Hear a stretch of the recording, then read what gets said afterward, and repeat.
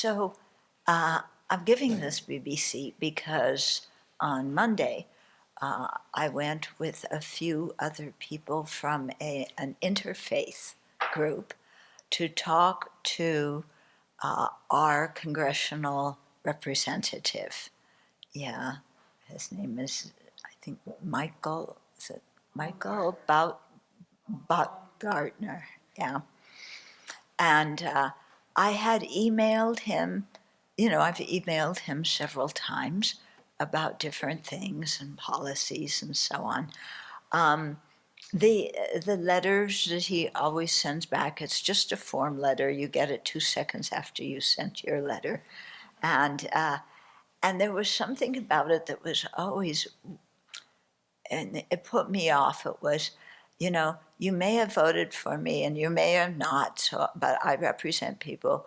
I represent you anyway, which, maybe could be taken as, I'm going to help you whether you voted for me or not, which is nice. But it sounded to me as like, well, you may have voted for me and you may not like what I'm doing, but you're stuck with me because I'm your rep.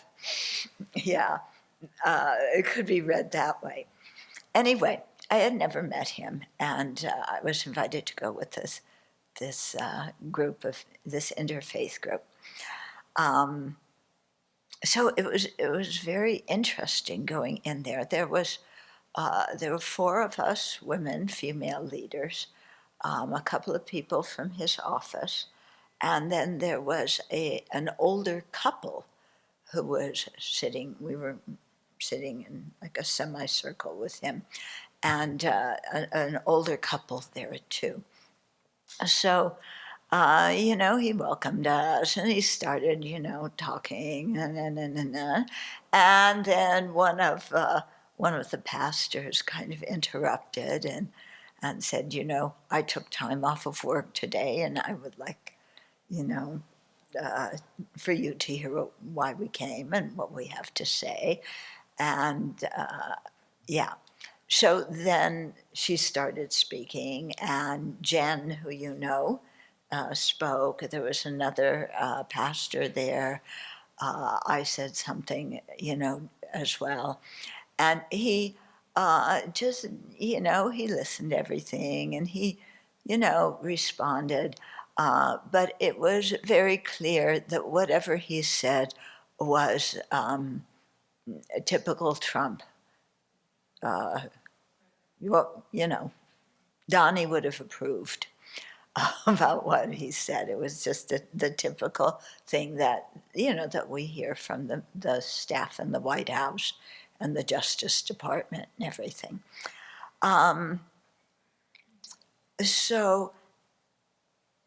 Yeah, at the end, when I introduced myself, I said that I was a student of His Holiness. And he apparently had been to Dharamsala during the celebration for His Holiness's 90th birthday. I was surprised about that, but, that's good. And, he was definitely kind of curious. He was looking at my robes. And, yeah. Okay, so that's good. So then I got back, and one of the pastors had written up kind of basically what he had said, and Jen had sent it to us to see if he had left out any points that we remember. So this is what their summary of it was. And yeah, okay, so Medicaid will be cut even more moving forward. And he repeated that twice. That due process, according to the Constitution, has been interpreted by the Supreme Court as different processes for citizens and immigrants and people labeled illegal. In other words, there's not one universal due process for all in the MAGA interpretation. The cruelty used in detention of immigrants has to do with scaring people from coming here and getting people to self-deport. And they've been very successful at doing both of those. And this was one of the things that we had spoken about a lot, of how traumatizing it is for families, for children, just people getting picked up off the streets by masked men and shoved in just unmarked vehicles. I mean, this is what they did in communist China and the Soviet Union.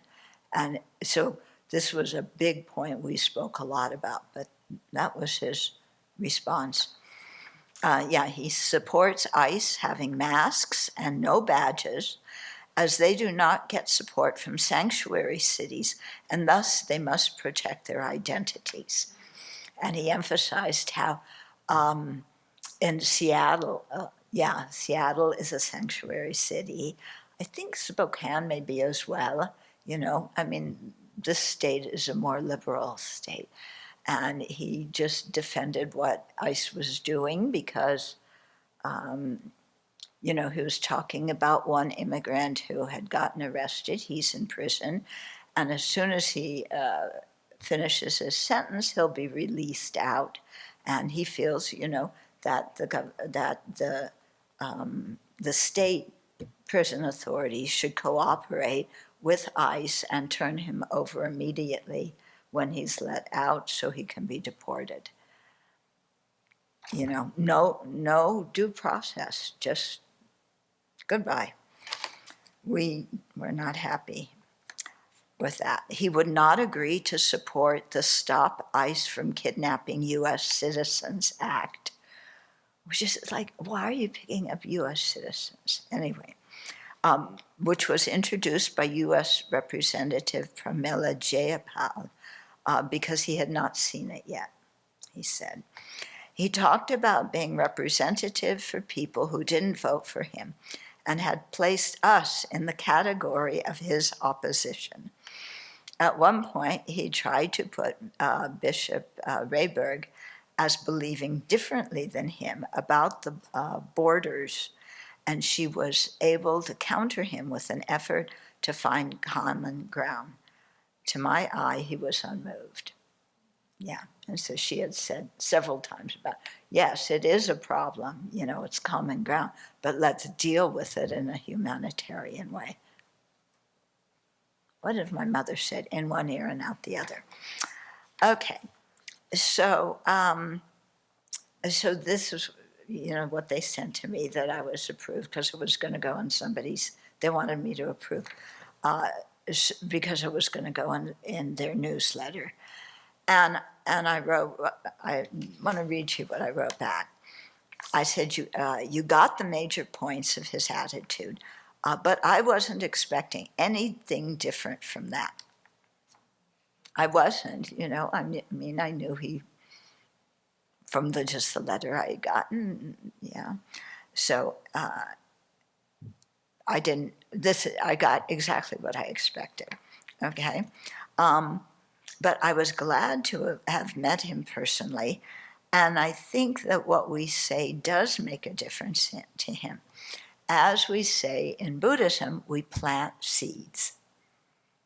Yeah. So in other words, he listened. What we said gave him a different perspective. He sees that people who have different opinions are kind and respectful people, not deranged radical leftist lunatics, as the president calls us. So I was happy to hear that he went to Dharamsala in India for the celebration of His Holiness the Dalai Lama's 90th birthday earlier this year. He undoubtedly heard His Holiness speak about compassion then. So that was my takeaway from it. I didn't feel like it was totally useless, we just went and planted seeds and he had to listen. Okay, and Jen said, your reflections are helpful and hopeful. I found him to be dismissive, Jen said. Your reminder that we planted seeds is important. We did offer him another point of view rooted in ethical teachings that his own faith tradition also holds as highly valued. So hopefully it planted some seeds, got him thinking. What was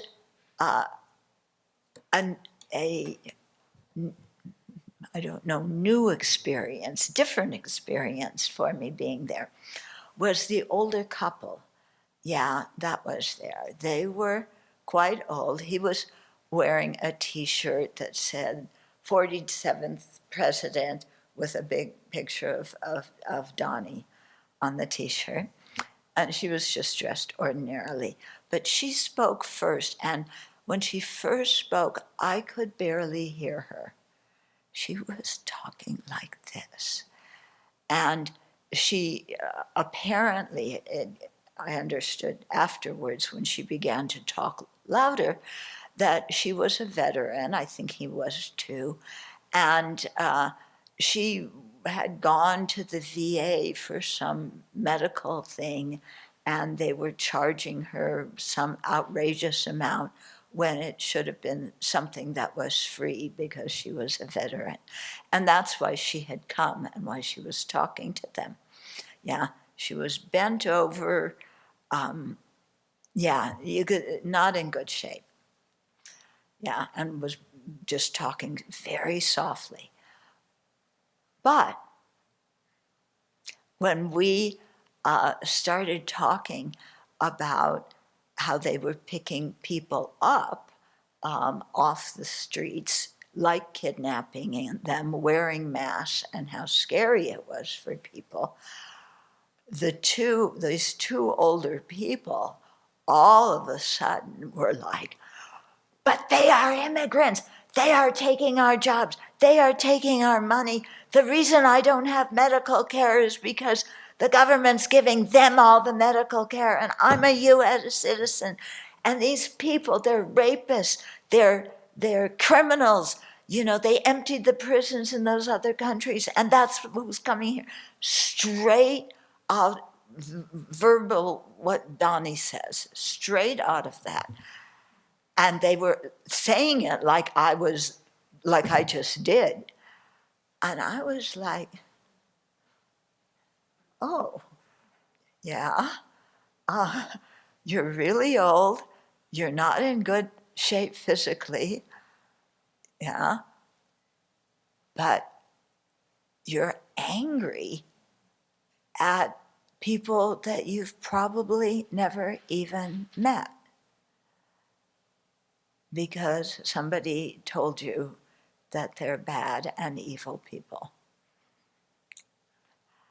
And that, was something that really impressed me, just the